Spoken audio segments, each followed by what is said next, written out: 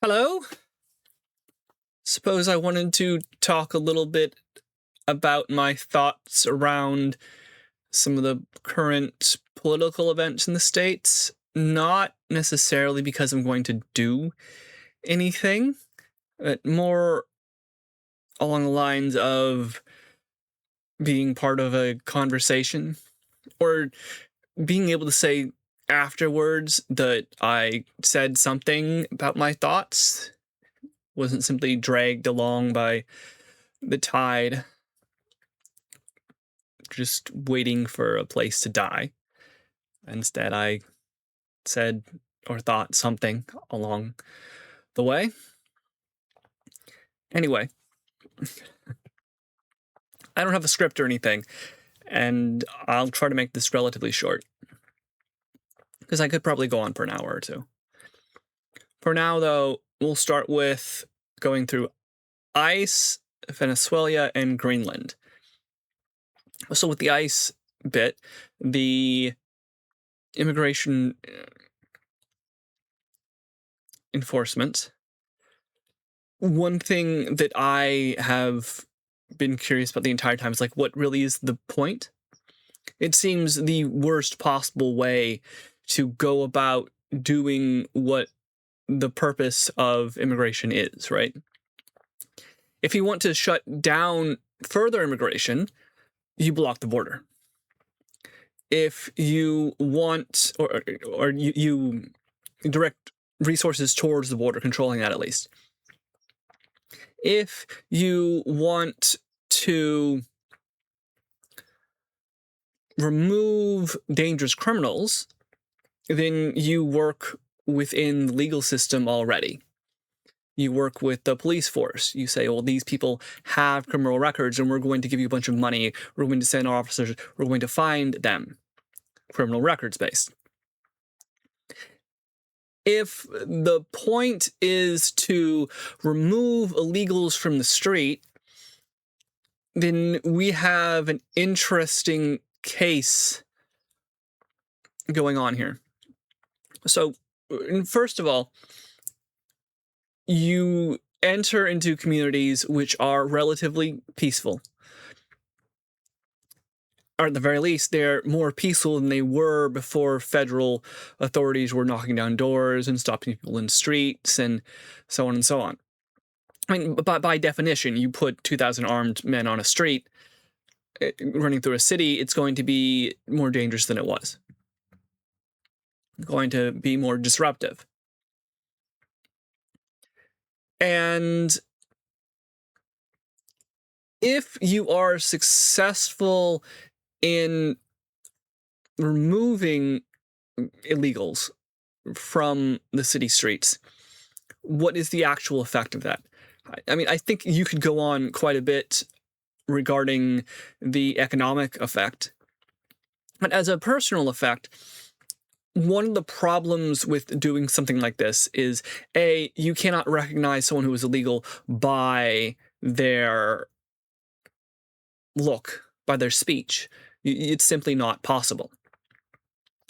We live in the United States of America, and accents, colors, different modes of dress, different ways of life are part of our way of life.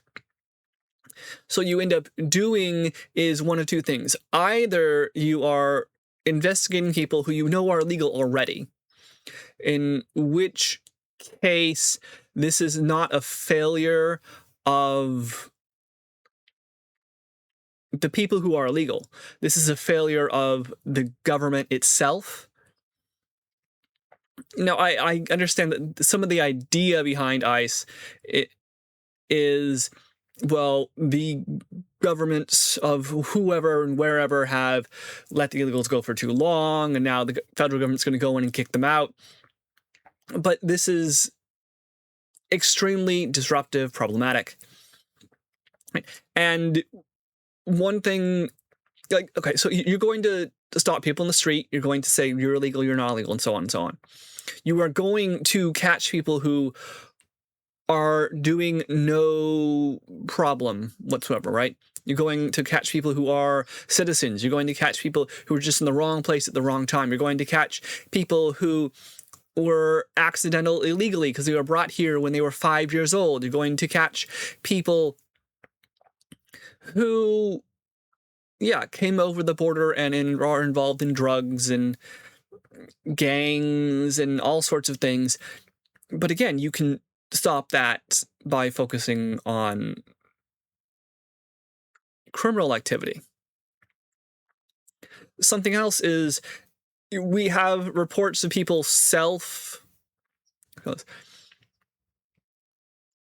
what's the word here? Self-deporting, right? They decide, well, the United States isn't welcome anymore, so I'm going to go back to my own country. Well, what is the effect of that, really? So if you push people to self-deport, what you are actually doing is all the people who were here and are able to leave, right? That is, they are financially, economically, socially successful. There's the successful immigrants, the ones who have built businesses and families who came here with money or degrees or on study programs, and you're making them leave because they can leave. So what's left? What is left are A, the people who are illegal only by the faintest of definitions because they spent their lives here, or B, the people who can't leave. So if you induce folk to self-deport, what you are left with is either those who have built lives here, those who have family here, those who don't belong to Venezuela or Costa Rica or China or India or Iran or South Africa or England anymore. People who are good Americans.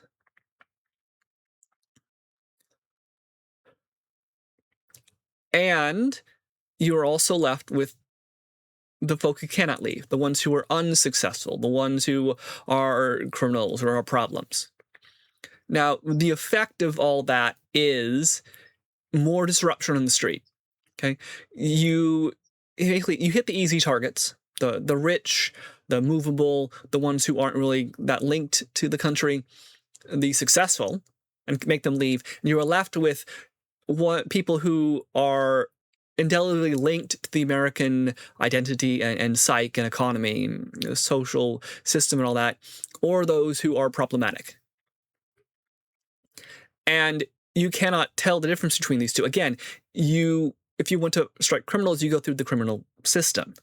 You find criminals in that way. You work with the police forces. You don't wander in the streets and arrest some random guy working at a McDonald's or a taco stand. The effect of that, I think that the reasoning being used is illegals are bad. They shouldn't have come here.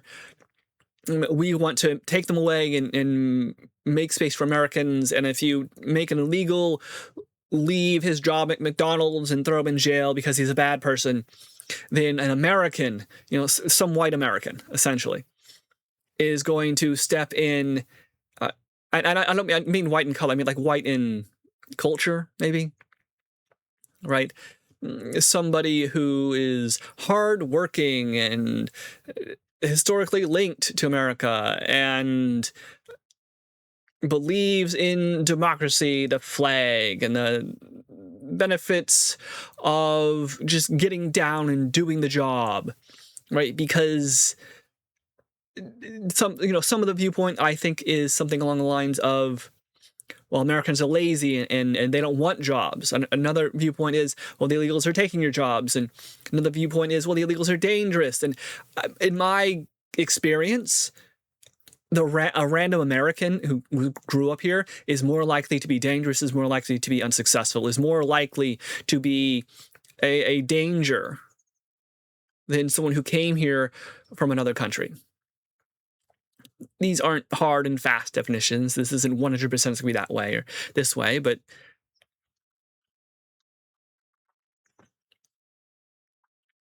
people across the entire planet are generally the same, one-on-one.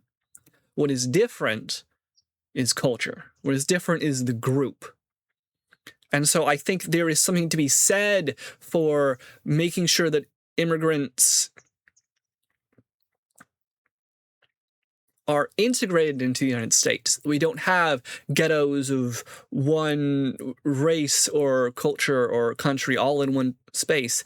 That we have some sort of program in place to get people up to speed on their English, for example, to make sure that taxes are being paid, to recognize that the dreamers, the people who were brung here when they were young, need representation right now, because that's the oldest American idea, right? We're taxing people without giving them representation, and this is as anti-American as it is possible to be. The activities of ICE, generally speaking, as I see it, are the sort of thing that a narcissist or sociopath does. And I've seen this in my life, right? You have a situation which is relatively stable, and then they come in, disrupt the situation, and then they claim that because they have been harmed in some way, you are at fault. Because they have been harmed in some way, they can now go beyond what is normal. Because they have been harmed in some way, they are now in danger. Of course, they would not be in danger if they had not entered into this spot in the first place. And there's a subtle distinction to be made here.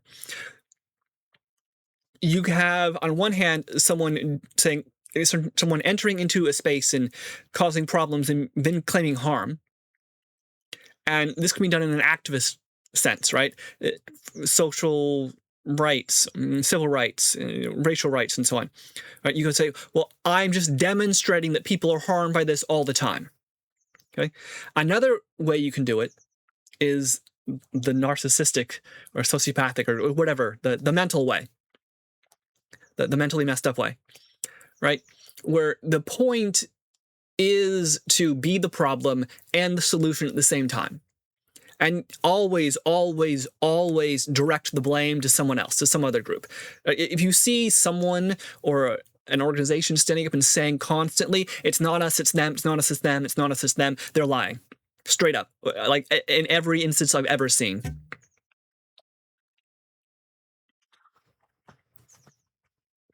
Right? Now, you have moments where one or the other of those is more likely to be true, or it's generally always them. But even in the most gentle, nicest, non-violent movement on the planet, there's going to be a firebrand. There's going to be differences of opinion. There's going to be some young idiot who does something dangerous. There is going to be splinter groups. There's going to be disagreements about what action to take. There's going to be moments where you don't control everything, right? It is never, ever, ever, always the other person's fault. But that only applies to groups, I would say. In individuals, it can be very, very different. And as well, this idea that it's never, ever only the other person's fault must be taken with a grain of salt. There are times when the other group has instigated this. There are times when you're paying the Dane geld and the Danes don't leave, right? There are times when groups acquiesce to demands, and the other side just demands more and more and more and causes more trouble and more trouble. And it looks at that point like it's all the other person's fault, but really the first group shouldn't have given up, right? They end up not okay in like the narcissistic family group, right? It's, well, you asked for this, you asked for this, you asked for this, but it's not really the case. It's that you were trying to avoid it, but by avoiding the confrontation, by avoiding the problem, by avoiding the taxes or the laws or the social situation or the confrontation or the just saying no or the need to move out or asking a question about finances, whatever the case may be, by seeking to avoid the trouble, you invite the trouble. Sometimes you have to stand up against it. I want to be very careful doing that, and it's back and forth. It's incredibly complicated. But what I tend to see is, right now, my personal viewpoint, right, is you have a city that is working normally, and if there's a problem, you can go in and fix it through the system of that city, through the system of that state. This leads into sort of one of the next section, but calling up 2,000 ICE members or calling up the National Guard is a sign of desperation, right? It is a sign of saying that the system does not work, that the world we have in is broken because we must now resort to hard power, to physical force. We cannot get these people to listen. Now we have to shoot them, which, of course, is a very, very, very popular opinion for every single person who has ever dealt with the situation where you're trying to get someone to listen to you and they just won't. You're trying to get someone to see the point. You're trying to get someone to recognize your point of view. You're trying to get someone to acknowledge that you exist even. You're trying to get someone to tell the truth, and they just will not. So what do? You go up and you hit them. It's the same with every brother on earth, right? Sometimes you're just, oh my gosh, you idiot. If you do this one more time, I'll hit you. They do it one more time and you won't hit them, right? And it's not either person's fault exactly. It's both people's. On the case where information was communicated clearly, part of the problem with ICE and immigration enforcement today in the United States is that information has never been communicated clearly. Different people have different opinions. I'm tired of talking about people who are essentially American, and others look at this and say, well, they're legal, they should come here legally. And if I say something like, well, I agree they should have come here legally, but we need to reform our legal system of immigration. It's not sufficient for our needs, our wants, or for the pressure we're dealing with, or we need to close the border, and so on and so on. It's all confused. Everyone says something else, and there's always more information coming out here. And one group says that we want to do this, another group says we want to do that. Everybody has a different version or idea of what America means, or what it means to be American, or what illegal means, or criminal or civil, what those differences are, and how much they matter, and how broken the system is. Even if the system is shattered to pieces, there'll be some person out there saying it's all fine, it's all fine. The house is not burning down. There'll be other folk who look at it and say, well, the house looks strong and sturdy, the foundation is nice, everything's clean, it's so well working, but I suspect there's something wrong with it. I don't know what it is, I can't see it, I can't point it to you, but here, look, this is suspicious and that's suspicious, and the whole thing's like just gonna crumble and break. Right? There's always going to be someone calling doom or calling praise, no matter what the system is. It's for us as individuals to look at that and use our own experiences, our own knowledge, our own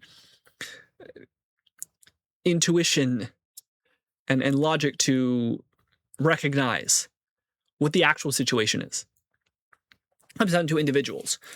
But we have guidelines. One of my guidelines tend to be, if it is a group in power telling me that they need more power to do their job, they're probably lying.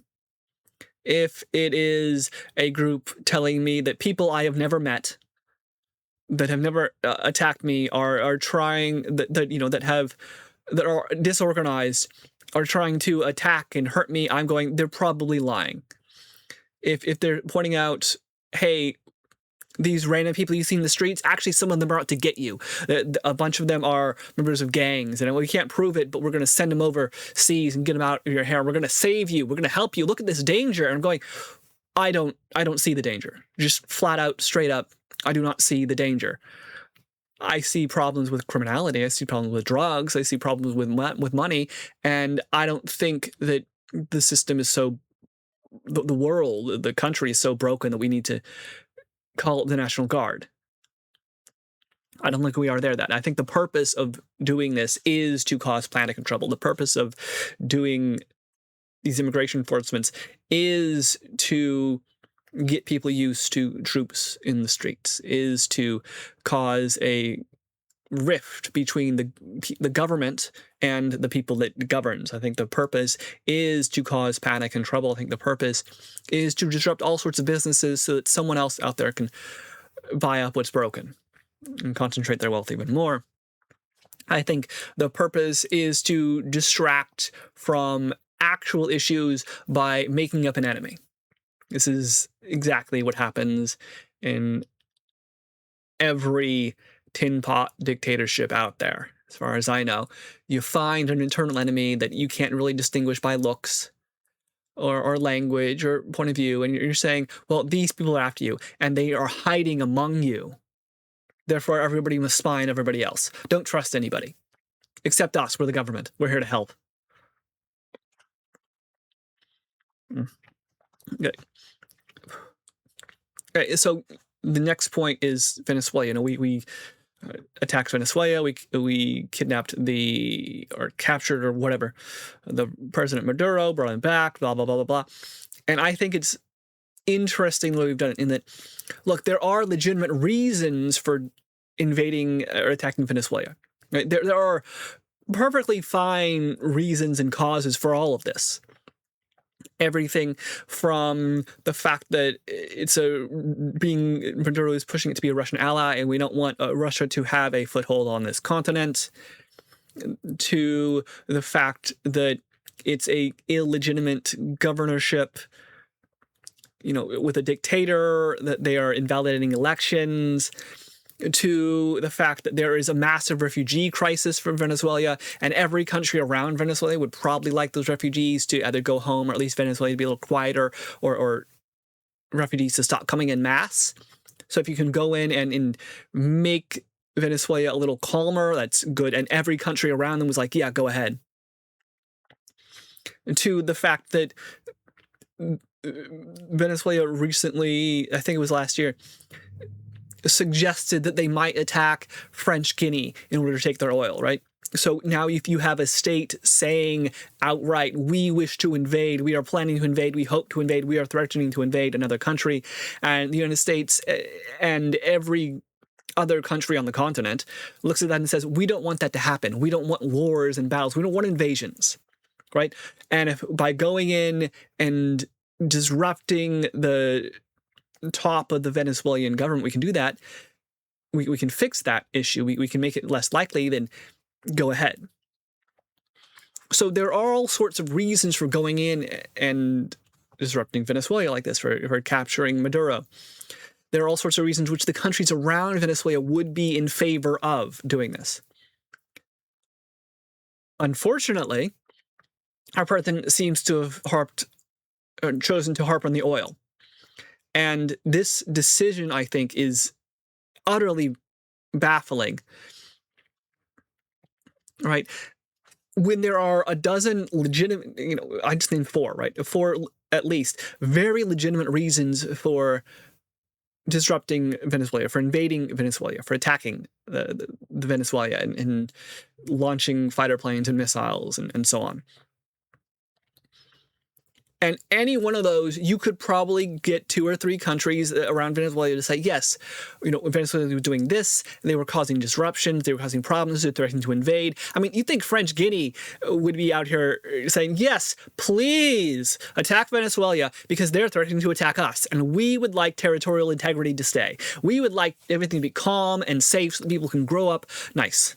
You'd think that Colombia would say, well, we don't need 2 million refugees entering our country. You don't need 10,000 people spilling over the border every day because things are so bad there. You'd think the people of Venezuela, who are at least part of them, being terrorized by motorcycle gangs and whatnot, would say, hey, this is great.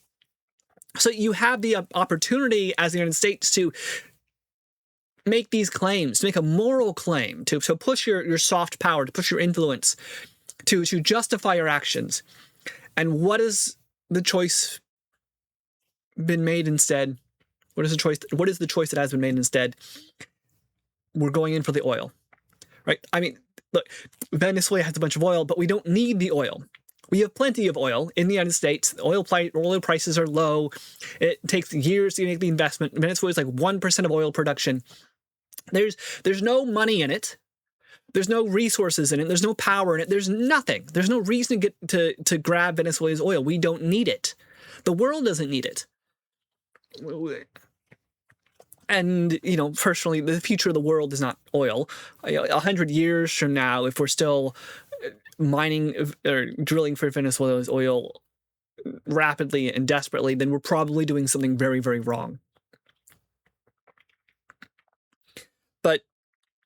what does calling for oil say? It says, well, the United States is going to remove its soft power.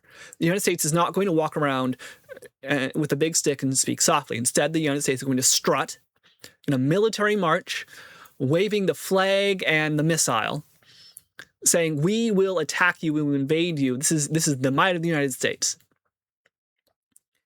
And this is a mistake. Focusing solely on hard power is a mistake, is always a mistake. Because, okay, so hard power, military power, let's say, right, is always there. Even if you don't use it, it's still there. So you can use it. Okay, if you do use it, then you reduce its power. Because you have to expend resources in order to do this. You have to expend actual resources. Soft power, on the other hand, is more often not just words. You just say things, right? You make a few speeches. You have a gathering of heads of state. You push out pamphlets. You give a few tax breaks, right? These are relatively cheap and easy things to do. Firing missiles that cost tens of thousands of dollars, moving ships, moving troops, very expensive, very difficult. And you use up those missiles, those troops, the maintenance on the ships. You don't want to use your hard power. It is not something. If you can do something through soft power, you do that instead. Okay. Now, I think that invading Venezuela, right, is a relatively good use of the hard power. It is the choice of removing the soft power equation from it entirely, which I disagree with. Right? By saying we're going to go after oil, what you're saying is, well, Americans want money and want power, and we're going to shoot you unless you give it to us. Instead of, well, the Americans want to help you, want to make you democratic, want to make you safer, right? Now, every country around Venezuela, instead of saying, well, thank goodness the Americans attacked Venezuela, they're going, oh gosh, I have oil, and if I don't give the Americans a good deal, they might invade me. This means that every single one of those countries, every single one is going to say, well, I need a fallback. Yeah, sure, we'll be friendly with America, but we don't want to be too friendly with America. Because if we do something they disagree with, they might shoot us. So I need an ally, which this means that by making the single decision to focus on, to say we're going to go after oil, instead of we're going after democracy or freedom or helping people, or because Venezuela threatened to invade French Guinea, you destroy years, generations of soft power built up by the United States. Okay, and the point is, you still have the ability to go in and attack people. You want the hard and soft power to work as one, right? Because if you can say to another country, hey, I'm for you, I want to help you, well, then you will convince some people in that other country. So then you have powers and movements and folk in that other country who are now supporting you. On the other hand, if you say, I have guns and you better do what I say, now nobody in that country actually supports you. They may be afraid of you. They may want to use your military power to put themselves into power, but they're not actually supporting you and your ideals and your vision. They are fair weather friends at best, if they are friends only through hard power. And they will only ever be fair weather friends. Soft power allows you to make alliances and agreements with other countries, even when times are bad. And Trump right now is destroying that. So, like, if you wanted to destroy American influence on the planet, if you wanted to destroy the American way of global organization, if you wanted to induce other countries, allies of America, to ally themselves with China, for example, then this is exactly what you would be doing. Which leads us to the next point, Greenland, right? What is the United States claiming now, right? The president, at least, we might invade Greenland. Okay, I did not have the U.S. invades Greenland to start for my World War III, bingo card. I was betting on China invades Taiwan or Russia invades Germany, or Iran attacks Israel, or Israel nukes Iran, or something along these lines. Or India and Pakistan launch a nuke at each other, or I don't know, South Korea is attacked by North Korea, or Venezuela attacks Colombia. Anything except the United States attacking Greenland. It's the stupidest possible move on the planet, right? Anything we want from Greenland, all the security guarantees we already have. We already have a base in Greenland. We can already build essentially wherever we want. I mean, you think you can't push Denmark to say, hey, we want more American military bases here? They're already totally reliant upon us militarily. We already we had the agreements. We have the base. We have everything we need from Greenland. We have the ability to go in for commercial opportunities. We have the ability to place listening posts. We have the ability to influence their budget because we're a mighty, powerful military nation, economically as well, a member of NATO. Right? We have links going back generations with Greenland and Denmark at this time, and all of NATO and all of Europe. So by threatening to attack Greenland, you are saying we're not for NATO. Instead, we're for ourselves. And by threatening to attack Greenland, you're saying, well, all of Europe needs to arm themselves against America. Not only is Europe alone against the Russian threat, or not only does Europe need to look at its own defense, but Europe needs to defend itself against us. So again, this is destroying American soft power. This is destroying American influence. This is saying America's hard power. And what you do in this case is, right, you take the ability America has to influence the world and you shrink it. You shrink it down to where we can send a ship, or where we are willing to send a ship, where we can afford to send a ship. And we can't afford to send a ship everywhere at all times. But we can't afford to say something, right? We can afford to push countries to do one thing or another. But every time we deal with hard power, we spend our hard power. We make it weaker and weaker and weaker and weaker because we spend resources. We burn oil. We rust iron. We have to use paint. We injure people in maneuvers. Right? We use up the batteries on satellites. We expose information about our warfighting capabilities to adversaries every time we use hard power. So you do not want to use hard power. You want to use soft power. And ideally use them in concert. You say, we have a big stick, and we're going to speak softly. If you have a big stick and you swing it around a lot, that gets very tiring, very, very fast. The first few times it feels great. Smash, smash, smash. After 5 minutes of swinging the stick around, your arms start to hurt. After 10 minutes, your back hurts. After 15 minutes, you can barely lift it. After 20 minutes, you can barely hit what you're aiming at. After 25 minutes, good luck. Right? And you can get better over time. You can strengthen your arm and your aim and your concentration, but you can only swing the stick for so long and so many times. So what this is trying to do, I think, is destroy the world order. And it is my opinion that by doing this, you weaken the United States of America to an extreme degree. We are not able to be isolationists anymore. The economies are too integrated. What is it? 12 hours from here to Tokyo? It's no longer a matter of weeks to travel that by sail or steamship or anything like that. It's right here. It's right there. And I just, with the ICE bit, with the internal disorder, with the attacking Venezuela and claiming oil as the point of that, you say America is not noble or good. America is greedy.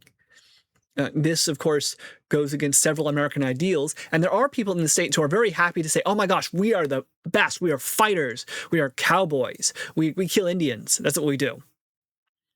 right? We're the mightiest nation on earth, and my gosh, we got to be treated like that.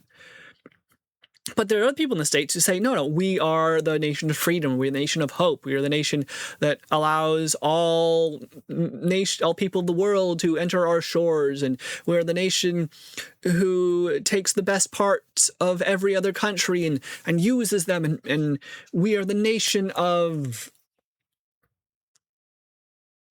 science and study. And so when you focus on just the hard power, you end up actually weakening internal cohesion of the American state, right? Which is what the immigration raids seem to me to be designed to do. And of course, this is exactly what we would expect, right? Oh my gosh, they attacked me. Oh my gosh, look at how bad they are. Oh my gosh, look at what they did. Oh my gosh. Look at what they are making me do. I really don't want to hit you. I really don't want to, throw you to the ground and twist your arm behind your back. I really don't want to scream at you for an hour straight, but I will because you're a bad person. And you really should just listen to me and do what I say and stop being rebellious. I know what's best for you. Right? And every time you fight, you just make me, some tough love. All right, it's the same stupid lying story it's always been. And I see it on a national scale now, not just a personal one. Right? So my opinion right now is that if you were trying to destroy the United States, if you're I don't mean like just the world order, because that's very clear and very obvious with the Trump and the extreme right wing of the Republican Party, at least. Large numbers of the country are trying to do. They dislike the globalization. They dislike the world order. They want America to be strong and powerful with a big stick. They want everyone to listen to us because they think we're the best for some reason, which they can't really articulate, except that we're militarily mighty. Because we're certainly not offering freedom, and not when we're claiming, hey, we want some oil. We could be offering freedom. We could make that decision, but we aren't.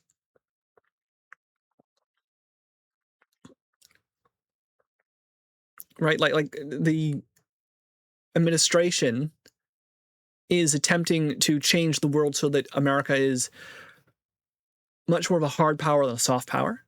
Attempting to change the world so that America dictates to other countries.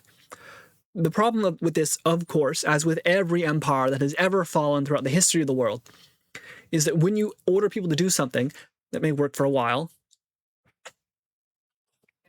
Yeah? Minutes. Okay.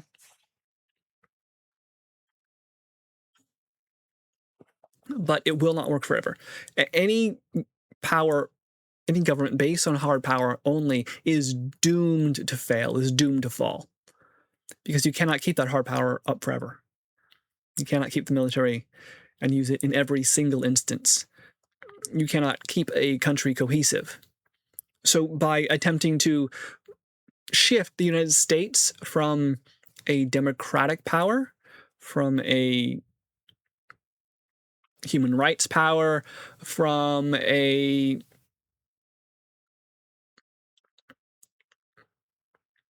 American power, to one that is reminiscent of Russia, one that is reminiscent of ancient China, to one that is reminiscent of the Japanese Empire, to one that is reminiscent of Rome, to one that is reminiscent of Alexander, right? To one that is reminiscent of empire.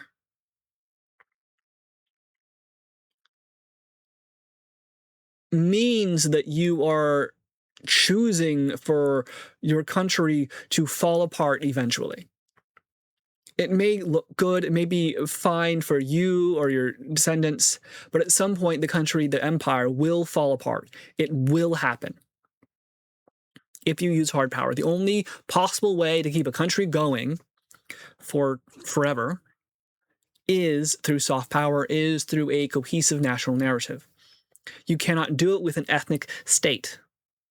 Okay? You cannot do it with a military state. because ethnic states, you have to kill everybody else to make them part of you, and then there's always some minor disagreements. I mean, look at the like the Native American tribes, and there were hundreds of them. Look at Mexico, and you got 30 different indigenous languages. Look at the United States, and you have Southerners and the Midwesterners and people in the Pacific Northwest, and in Phoenix and in Kansas and in Maine, and then you also have Puerto Rico and Guam. If you just hold people together by force of arms, then this won't work. So I'm not saying this is the wrong choice to make for the moment. I'm not saying this is a stupid choice. I'm saying that this is a choice which dooms the United States to destruction and fragmentation. I think choices like this, when we say we're greedy, we want oil, when we say the foreigner who looks and sounds like us is the problem, where we say our allies actually need to be in danger from us, means the United States is trying to transition to an empire, militarily adventurous empire. That when we have maps being pushed by the president showing the U.S. flag over Canada and Greenland, that's not happening peacefully in his vision, in the vision of the people, in the vision of what I think of as the neo-confederacy, perhaps. And my main issue with that, of course, is that it is doomed to lead to the fragmentation of my country. It is doomed to lead to civil war at some point. Maybe not today, maybe not tomorrow, maybe in 100 years or 200 years, but it will. And that is why I vehemently disagree with the direction we're taking it. We're taking the United States. I think that it may have, if I'll be generous and say that there may be effects that benefit the United States in the short term. Maybe richer or stronger or less likely to be attacked or something like that. Although that's debatable, but give them the benefit of the doubt. But I think it also means that in 100, 200, 300 years, there will no longer be a United States if we continue down this route. Because empires fall. Democracies, on the other hand, can just change and persist.